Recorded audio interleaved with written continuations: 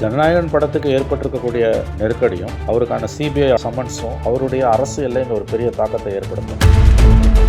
லட்சக்கணக்கான குடும்பங்கள், கோடிக்கணக்கான கனவுகள். தமிழ்நாடு அரசு ஒவ்வொரு குடும்பத்தினரும் கேட்கிறது, உங்க கனவு சொல்லுங்க. தமிழ்நாடு அரசின் வரலாற்று சிறப்புமிக்க முன்னெடுப்பு.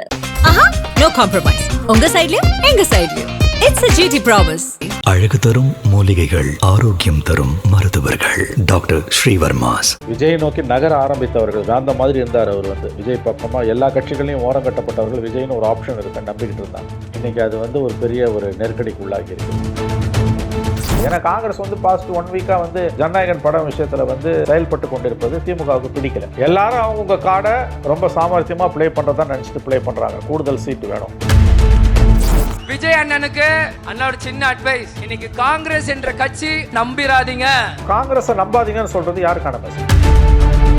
ஜனநாயகன் ஒரு ப்ராப்ளம்னா சிபிஐ என்கொயரி ஒரு ப்ராப்ளம். இந்த ரெண்டு பிரச்சனையும் ஒரு மாதிரி செட்டில் டவுன் ஆகிற வரைக்கும் அவரால் வேற எதுலையும் கான்சன்ட்ரேட் பண்ண முடியும் எனக்கு தோணலை. பாலிட்டிஷியன் பேசிக்கலியே பாலிட்டிஷியன் இருந்தால் இந்த 1000 பிரச்சனைக்கு மறுத்தலையும் அரசியல் பண்ணுவாங்க. அவர் பேசிக்கலி பாலிட்டிஷியன் கிடையாது, நடிகர். டாக்டர் கிருஷ்ணசாமி அவர்கள் அவருடைய விருப்பத்தை தாவேக்காக்கு ஓப்பனாகவே சொல்லியிருக்கிறார். கிருஷ்ணசாமி சொல்கிறாரே வழியாக கிருஷ்ணசாமி அழைச்சி விஜய் ஒன்றும் பேசலை. தாவேக்காக்கும் நெருக்கடி இருக்குது. கூட்டணி கட்சிகள் எதுவும் சேரலை. ஒருவேளை அவங்க அந்த மாதிரி அதிக சீட் கொடுக்கறதுக்கு முன் வந்தால் மற்ற கூட்டணி கட்சிகள் கேட்க மாட்டாங்களா? இப்போ விடுதலை சிறுத்தைகள் கேட்க மாட்டாங்களா? இல்லை மற்ற கட்சிகள் கேட்க மாட்டாங்களா? அப்போ அது எல்லாத்தையும் அகாமடேட் பண்ண முடியுமா சார்? That's a problem. அதுக்கு தான் ஒரு ஃபார்முலா மாதிரி ஏதாவது ஒர்க் அவுட் பண்ண வாய்ப்பு இருக்குது. உங்களுக்கு லாஸ்ட் டைம் கொடுத்ததுலேருந்து 2% 3% எல்லாருக்கும் கூட கொடுக்கறதுன்றது, அல்லது சிலருக்கு கொடுத்துட்டு சிலருக்கு கொடுக்காமல் இருக்கிறதுன்றது. நீங்கள் கேட்குற கேள்வி ரொம்ப முக்கியமான கேள்வி. ஏன்னா லாஸ்ட் டைம் ஒரு ஃபார்முலா படி கொடுத்துட்டு இந்த தடவை ஒரு பார்ட்னருக்கு மட்டும் அவங்க கூடுதலாக கொடுத்தாங்கன்னா மற்றவங்க கண்டிப்பாக they will raise their voice. அந்த ஒரு சிக்கல் இருக்குது. But that will be sorted out. எனக்கு தெரிஞ்சவங்க ஸ்டாலின் ஒரு இன்க்ளூசிவ் பர்சன். அவர் ஒரு அலைன்ஸை இன்டாக்டாக வச்சுக்கணுன்னு தான் விரும்புகிறார். புதுசாக எவ்வளோ பேரை உள்ளே கொண்டு வந்தாங்கன்னாலும் இருக்கிற பார்ட்னர்ஸ் அவர் இழக்க விரும்ப மாட்டார். இன்ஃபேக்ட் காங்கிரஸ் வெளியில் போகிறது திமுகவுக்கு மிகப்பெரிய ஆபத்து. ஏன்னு கேட்டிங்கன்னா காங்கிரஸ் வெளியில் போகுதுன்னா மைனாரிட்டிஸ் ஓட்ஸ் கணிசமாக திமுக விட்டு வெளியில் போகும். நாளைக்கு இவங்க பிஜேபியோட போக போகிறாங்க, அதுக்கு முன்னோட்டமாக தான் காங்கிரஸை கட்டி விட்டுருக்காங்கன்ற பர்செப்ஷன் அமங் மைனாரிட்டிஸ் டெவலப் ஆகும். இன்றைக்கி மைனாரிட்டிஸை பொறுத்த வரைக்கும் தமிழ்நாட்டிலேயே ஆகட்டும், through out for that matter through out the country, அவங்களுக்கு ஒன்று பிஜேபி வரக்கூடாது. வேறு யார் வந்தாலும் அவங்களுக்கு கவலை கிடையாது. For them it is a survival question. So Christian Muslims தமிழ்நாட்டில் I think their population is around 14-15% இருக்கும். 16% வரைக்கும் கூட இருக்கேன். தட் இஸ் அது என்மாசா திமுகவோட தான் இருக்குது. காங்கிரஸ் வெளியில் போச்சுன்னா அது டிஸ்டர்ப் ஆகும். காங்கிரஸ் போக மாட்டாங்க, ஸ்டாலின் விட மாட்டார், நான் உறுதியாக நம்புகிறேன். This issue will be sorted out. எனக்கு தெரிஞ்சு இந்த விஜய் இஷ்யூவில் அவங்க பேசுகிறது எல்லாமே கோரிக்கை வேறு, அது நடப்பது ஒரு shadow boxing. I think by February 1st வீக்கில் ஆர் 2nd வீக்கில் தட் வில் பி சார்ட்டட் அவுட்னு தான் எனக்கு தோணும். அப்படி போனாங்கன்னா தட் இஸ் ஃபார் காங்கிரஸ். ஏன்னா த லாஸ் தமிழ்நாட்டில் மட்டும் இல்லை, லாஸ் அவங்களுக்கு நேஷன் வைடு லாஸ் இருக்கும். தமிழ்நாட்டில் 60 இயர்ஸ் ஆகுது பவரை விட்டு போய் அவங்க. இந்த எலெக்ஷன் எக்கேடு கட்டாலும் அவங்களுக்கு ஒன்றும் பெரிய லாஸ் கிடையாது யார் ஜெயித்தாலும். வேறு நேஷ்னல் லெவலில் அவங்களுக்கு இப்போ 24 ஓரளவு தே ஆர் கம்மிங் ஃபார்வர்டு. 2 எலெக்ஷனுக்கு பிறகு ஓரளவு க்ரோத் ரேட் இருக்குது பார்ட்டிக்கு. 29 இன்னமும் ஒரு வாய்ப்பு இருக்குது ரெஜிம் சேஞ்சுக்கு நம்புறும் பொழுது. திமுகவை இழந்துட்டவங்க எங்கே போங்க? மறந்துடாதீங்க, DMK is the trusted partner. Akhilesh Yadav கூட சில இஷ்யூவில் கூட இருக்காரு, சில இஷ்யூவில் இல்லை. காங்கிரஸோட மம்தா பானர்ஜி வெளியில் போயிட்டாங்க. மோஸ்ட் பவர்ஃபுல் பிளாக்ன்றது நியூமரிக்கலி அடுத்து டிஎம்கே தான். அவங்கள இழக்க விரும்ப மாட்டாங்க. அவங்க காங்கிரஸ் இழக்க விரும்பாதுன்னு தான் எனக்கு தோணுது. எந்தெந்த கட்சிகள் யார் யாரோட கூட்டணி வைக்க போகிறாங்கிற ஒரு பரபரப்பு இருக்கக்கூடிய சூழலில் தேமுதிகவோட மாநாடு நடந்தது. அப்போ அதில் அறிவிக்கிறதா சொன்னாங்க. இன்றைக்கி இப்போ வரைக்கும் பிரேமலதா அவர்கள் அதை சொல்லலை. ஆனால் அந்த மாநாட்டில் பேசின விஜய் பிரபாகரன் அவர்கள் இந்த ஜனநாயகனை பற்றி பேசும்போது அண்ணன் விஜய் அவர்களுக்கு ஒரு அட்வைஸு, காங்கிரஸினுடைய இந்த சூழ்ச்சியில் நீங்கள் மாட்ட வேண்டாங்கிற மாதிரி ஒரு அட்வைஸ் கொடுத்துருக்காரு. அப்போ இது என்ன சொல்ல வர்றாரு அவர்? அது லோடட் ஸ்டேட்மெண்ட் தான். அவர் என்ன சொல்ல வராருன்றது. ஏன்னா இந்த ஸ்டேட்மெண்ட்டை திமுகவும் லைக் பண்ணும், பிஜேபியும் லைக் பண்ணும். விஜய் பிரபாகரனோட இந்த ஸ்டேட்மெண்ட்டை 2 பேருமே விரும்புவாங்க. யார்? திமுகவும் ரசிக்கும், பிஜேபியும் ரசிக்கும். ஸோ அவங்க எந்த பக்கம், என்டிஏ பக்கமும் போகலாம், திமுக பக்கமும் போகலாம் அப்படின்ற ஒரு பாயிண்ட் இருக்குது. இந்த ஒரு ஸ்டேட்மெண்ட் ஆக்சுவலாக ஸ்டாலினுக்கும் மகிழ்ச்சியை கொடுக்கும், பிஜேபிக்கும் மகிழ்ச்சியை கொடுப்போம். ஏன்னா அவர் அட்டாக் பண்ணுறது காங்கிரஸை. காங்கிரஸ் இன்றைக்கி விஜய்க்கு அதிகமாக சப்போர்ட் பண்ணுறதால காங்கிரஸோட சூழ்ச்சியை நம்பாதீங்கன்னு ஒருத்தர் பேசுகிறாங்கன்னா that is actually happy moment for Stalin. So it's a message for ஸ்டாலினாக கூட இருக்கலாம். நாங்கள் உங்கள் பக்கம் இருக்கோன்னு சொல்லலாம். இவங்க சொன்னாங்க, நம்ம ராமதாஸ் டாக்டரு தம்பியை பற்றி சொல்லும்போது ஆர்எஸ்எஸ் கொத்தடி பண்ணாங்க. யார் பிஜேபியோடைய பல ஆண்டுகள் கூட்டணியில் இருந்த இன்னமும் என்டிஏல இருக்குன்னு கருதப்படுகிற அல்லது இருக்க போக வாய்ப்புள்ள பாட்டாளி மக்கள் கட்சி ராமதாஸ் பெரியவரோட பாட்டாளி மக்கள் கட்சி அவங்க பிரதிநிதி அவருடைய மகள் வந்து திடீர்னு ஆர்எஸ்எஸ் கொத்தடிமைன்னு ஒருத்தர் சொல்கிறாங்கன்னா பெரியவரே வந்து திமுகவுடைய இது நல்லா இருக்குன்னு தானே சொல்லியிருக்காரு. இப்போ சொல்கிறாரு, அதை தான் நான் சொல்ல வரேன். ஆர்எஸ்எஸ் கொத்தடிமைன்னு தம்பியை பார்த்து அவங்களோட மேடையில் டாக்டரோட மகள் சொல்கிறாங்கன்னா அது யாருக்கான மெசேஜ்? திமுகவான மெசேஜ். நாங்கள் என்டிஏக்கு போய்டுவோம்னு நினைக்காதீங்க, ஏன்னா எங்களுக்கு அண்ணா திமுகலையும் அழைப்பு இருக்குது, நாங்கள் அங்கே போகல, நாங்கள் உங்கள் கூட தான் இருக்கோன்றது தான் ஆர்எஸ்எஸ் கொத்தடிமைன்றது. இவங்களே கொத்தடிமையாக இருந்தவங்க தான். 2 தடவை வந்து அவங்க தம்பி வந்து அந்த கொத்தடிமை கட்சியில் சேர்ந்து தான் அவர் எம்பி ஆனார். 2014 தருமபுரியில் லோக்சபாலையும் 2019-20 ஏடிஎம்கே பிஜேபி அலையன்ஸ்லையும் சேர்ந்து தான் ராஜ்யசபாவில் ஒரு 5 இயர்ஸ் ஒரு 6 இயர்ஸ் எந்த கொத்தடிமை சொல்கிறாங்களோ ஆர்எஸ்எஸ்ஸை அந்த கொத்தடிமை கட்சியோட ஆதரவில் தான் இவங்க தம்பியை எம்பி இருந்தார். இன்றைக்கி திடீர்னு வந்து ஆர்எஸ்எஸ் கொத்தடிமைன்னு சொல்கிறதோட நோக்கம் it's a message to DMK. நாங்கள் அவங்களோட இல்லை, ஆர்எஸ்எஸ் நான் விமர்சிக்கிறேன் அப்படின்னா இன்றைக்கி நான் டிஎம்கே கொடுக்குற மெசேஜ் வாக்கு வங்கி அரசியல் இருக்கிறது. அந்த மாதிரி வந்து இப்போ விஜய் பிரபாகரனோட இந்த ஸ்டேட்மெண்ட்டு காங்கிரஸோட சூழ்ச்சி வலையில் விழாத அப்படின்றது எனக்கு தெரிஞ்சு ரொம்ப கிளவராக தான் அவர் ப்ளே பண்ணுறாரு. நீங்கள் விஜய் பிரபாகரன் நீங்கள் திமுகவுக்கும் ஒரு மெசேஜ், பிஜேபி ஏடிஎம்கேக்கும் ஒரு மெசேஜ். காங்கிரஸை விமர்சனம் பண்ணால் இவங்க 2 பேருக்கும் அது பிடிக்கும்.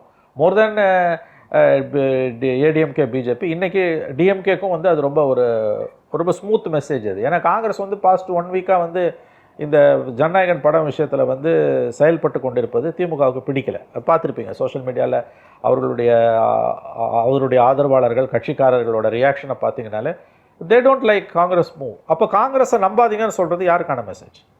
எல்லாரும் அவங்கவுங்க கார்டை ரொம்ப சாமர்த்தியமாக ப்ளே பண்ணுறதா நினச்சிட்டு ப்ளே பண்ணுறாங்க. கூடுதல் சீட்டு வேணும், பிஜேபியிலையும் பேச வேண்டியது, திமுகலையும் பேச வேண்டியதுன்றது, ஏடிஎம்கேலையும் பேசிக்கிட்டு திமுகலையும் பேசுகிறதுன்றது ஃபார் அடிஷ்னல் சீட்ஸ் தான். அது எலெக்ஷன் டைமில் நடந்தே தீரும்.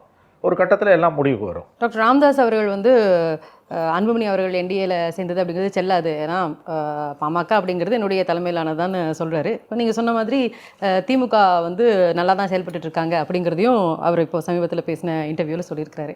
இப்போ ராமதாஸ் அவர்கள் என்டிஏல இருக்கிறாரு, அன்புமணி ராமதாஸ் அவர்கள் என்டிஏல இருக்கிறாருங்கிறதுனால அவருக்கு அந்த ஆப்ஷன் இல்லாமல் போச்சா, இல்லை இவர் திமுக தான் இணைய போகிறாரு அப்படிங்கிறது பட்டவர்த்தனமாக தெரியுதா? இது என்ன திமுக தான் போய் ஆகணும் அவர் ஏன்னா அன்புமணி அங்கே இருக்கிறதால அவர் ஏடிஎம்கே பிஜேபிக்கு போகிறதுக்கு வாய்ப்பு குறைவு. ஆனால் பிஜேபி வந்து இவர்களை என்டிஏல கொண்டு வரதுக்கான முயற்சிகள் எடுக்கிறதா பேசப்படுது சொல்கிறாங்க. பட் அது பர்சனலாக அப்பாவுக்கும் மகனுக்குமான சண்டை பெரிய அளவில் இருக்குது. அது யாரில் எவ்வளோ பேர் பஞ்சாயத்து பண்ணாங்க, அவரே சொன்னார் 16 பேர் பஞ்சாயத்து பண்ண வந்தாங்கன்னாரு ராமதாஸை. அவர் கேட்குற மாதிரி இல்லை. மகன் ஏற்கனவே அன்புமணி அங்கே போய் சேர்ந்ததால் அவர் ஏடிஎம்கே பிஜேபிக்கு போகிறதுக்கு வாய்ப்பு குறைவு, என்டிஏக்கு போகிறதுக்கு வாய்ப்பு குறைவு. ஐ திங்க் அவருக்கு வந்து திமுகவுக்கு போகிறதுக்கு தான் வாய்ப்புகள் அதிகம். பட் அங்கே சிக்கல் என்னென்னா எவ்வளோ நம்பர்ஸ் கொடுப்பாங்க, 2வது அங்கே திருமா என்ன பண்ண போகிறார், திருமாவை கன்வின்ஸ் பண்ணணும். ஏன்னா அடிப்படையில் சாதி கட்சி பாட்டாளி மக்கள் கட்சி, பாமகவும் பாஜகவும் இருக்க கூட்டணியில் நாங்கள் ஒருபோதும் இருக்க மாட்டோம்னு வீராவேசத்தோடு முழங்கியவர் தான் திருமா. இன்றைக்கி எங்கே போவார்? ஒருவேளை ராமதாஸ் உள்ளே வந்தார்னா எங்கே வேறு ஆப்ஷன் கிடையாது. பார்லிமெண்ட் எலெக்ஷனாக இருந்தால் கூட நீங்கள் ரெப்ரசன்டேஷன் இல்லைன்னா பரவாயில்ல, அசம்பிளி எலெக்ஷனில் என்ன பண்ணுவீங்க நீங்கள்? என்டிஏ கூட்டணியில் அன்புமணி அவர்களுக்கு வந்து 17 சீட்டுக்கு கொடுக்கப்படுறதாக ஒரு பேச்சு இருக்கும்போது அதை விட எக்ஸ்ட்ராவாக கண்டிப்பாக டிஎம்கேல போய் சேரும்பொழுது அவங்க டிஎம்கே கூட்டணியில் சேரும்போது எங்கே இருக்குது நம்பர்ஸ் கேட்பாங்க இல்லையா? ஒரு பேச்சு இருக்கே, வேற ஆள் தான் நம்பர்ஸ். எங்கே நம்பர்ஸ் இருக்குது? ஆல்ரெடியே வந்து எல்லோரும் கூட கேட்குறாங்க. இவங்களுக்கு 17 சீட்டு கொடுக்குறாங்க அப்படின்னா யாருக்கிட்ட இருந்து பிரித்து கொடுப்பாங்க? திமுக தான் நம்பர்ஸ்லேருந்து கொடுக்காது. இது எல்லாத்தையும் விட ரொம்ப முக்கியமாக நீங்கள் கவனிக்க வேண்டியது ஒன்று தான்.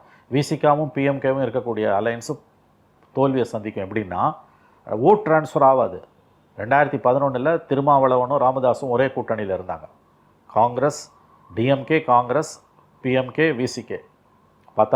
பாட்டாளி மக்கள் கட்சிக்கு 30 சீட்டு கொடுத்தாரு கலைஞர், விசிகேக்கு 10 சீட்டு கொடுத்தாரு. 30ல் 3 ஜெயிச்சாங்க, இவங்க 10-0. என்னென்னா விசிகே ஓட்டு பிஎம்கேக்கு ட்ரான்ஸ்ஃபர் ஆகல, பிஎம்கே ஓட்டு இவங்களுக்கு ட்ரான்ஸ்ஃபர் ஆகல. அங்கே கீழே இருக்க டைனமிக்ஸ் அந்த மாதிரி இரு துருவங்களாக இருக்கக்கூடிய சமூகங்கள் கட்சி வச்சுருக்கும் போது அந்த கட்சிகள் 2ம் ஒரே கூட்டணியில் இருந்ததுன்னா 2+2 4 கிடையாது, 0. இந்த விஷயம் வந்து இப்போ மறுபடியும் திமுகவுக்கு வந்து ஒரு டிஸ்டர்பிங் ஃபேக்டராக உருவாகுது. அன்புமணி ஏடிஎம்கேக்கு போகிறாருன்னா அங்கே விசிகே இல்லை, அதனால் பிஎம்கே ஓட்ஸ் அங்கே ஈஸியாக ட்ரான்ஸ்ஃபர் ஆகும். வேற விசிகே இருக்க அலையன்ஸில் பிஎம்கே வந்ததுன்னா, இப்போ ராமதாஸ் ஃபேக்ஷன் பெரிய ஒரு ராமதாஸ் ஃபேக்ஷன் வருதுன்னா அந்த ஓட்ஸ் வந்து இங்கே திமுகவில் வந்து ட்ரான்ஸ்ஃபரே ஆகாது. சரியான உதாரணம் 2011. அதில் அந்த ரிஸ்க் இருக்குது. இதில் 17 சீட்டெல்லாம் தூக்கி கொடுத்தா கேட்குவாங்க அப்போசிஷனுக்கு. அந்த தப்பை அவர் செய்ய மாட்டார். எனக்கு தெரிஞ்சு ராமதாஸ் உள்ளே வராருன்னா கூட மேபி அவங்களுக்கு ஸ்ரீமதி காந்தி அவங்களுக்கு வேணால் ஒரு ராஜ்யசபா சீட்டை என்ஷூர் பண்ணுவாங்க. மற்றபடி சீட்ஸ் எல்லாம் வந்து ரொம்ப மினிமலாக தான் கொடுப்பாங்க. இது பெரிய சிக்கலான ஒரு விஷயம். இது விசிகாவையும் பாமகவையும் ஒரு அலையன்ஸில் வச்சுக்கிட்டு எலெக்ஷனை சந்திக்கிறதுன்றது இது வரைக்கும் கிட்டத்தட்ட ஒரு விக்டரி பாத்தில் இருக்கிறதாக கருதப்படுகிற பர்செப்ஷனில் திமுக இன்னைக்கு முன்னணியில் இருக்குது. உண்மை, அந்த பர்செப்ஷனே அடி வாங்கும். ராமதாஸும் திருமாவும் ஒரே அலையன்ஸில் இருந்தாங்கன்னா. சிக்கல்கள் உள்ள இருக்கும்போது இப்போ இவங்கெல்லாம் மூணாவது ஆப்ஷனாக இருக்கக்கூடிய தாவேக்காவை ரீச் பண்ணுறதுக்கான வாய்ப்புகள் அதிகம் இல்லையா? அங்கே வேறு சிக்கல்கள் இருக்குது. திஸ் பார்ட்டிஸ், ஸ்மாலர் பார்ட்டிஸோட பெரிய ப்ராப்ளம் என்னன்னு கேட்டிங்கன்னா, அது வித்தின் கோட் அதர் எக்ஸ்பெக்டேஷன்ஸ் அது வந்து 2 பெரிய திராவிடியன் மேஜர்ஸ் தான் ஃபுல்ஃபில் பண்ண முடியும். புது கட்சியால் ஃபுல்ஃபில் பண்ண முடியாது. That's a practical politics. இது புரிய வேண்டியவங்களுக்கு புரியும்.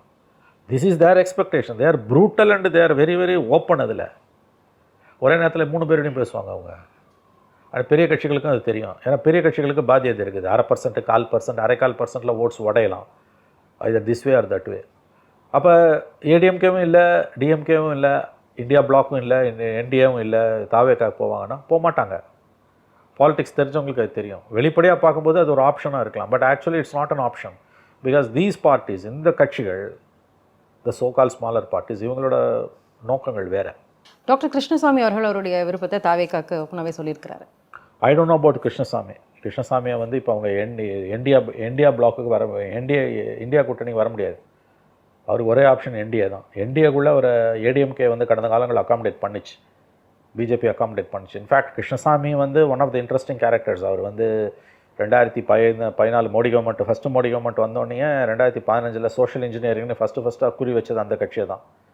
தேவேந்திர குல வேளாளர்களை வந்து அவர்கள் வந்து எஸ்டி ஷெட்யூல் காஸ்ட் கேட்டகரியிலேருந்து ரிமூவ் பண்ணி ஃபார்வர்டு காஸ்ட்டாக ஆக்கணும்.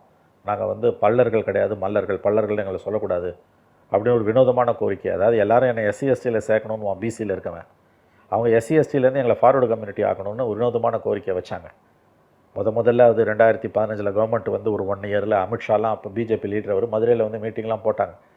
அப்புறம் இங்கேருந்து டெலிகேஷன் போய் பிரைம் மினிஸ்டர் எல்லாம் மோடி எல்லாம் அங்கே பார்த்தாங்க. 2019 பார்லிமெண்ட் எலெக்ஷன் அப்போ நேரு ஸ்டேடியத்துக்குள்ளே மோடியே பேசினார். இவர் வந்து தேவேந்திரா நரேந்திரா அப்படின்லாம் பேசினார். தேவேந்திர குல வேளாளரை பற்றி பேசும்போது நீ தேவேந்திரா நான் நரேந்திரா அப்படின்லாம் பேசினார் அவர் வந்து. பட் ஸ்டில் அந்த அலையன்ஸ் வந்து அங்கே 19 போச்சு, ஒன்றும் ஜெயிக்க முடியல. அவங்கள SC பட்டியலேருந்து நீக்கணுன்றதும் அதுவும் நடக்கலை. ஏன்னா அது பார்லிமெண்ட் எடுக்க வேண்டிய டெசிஷன்.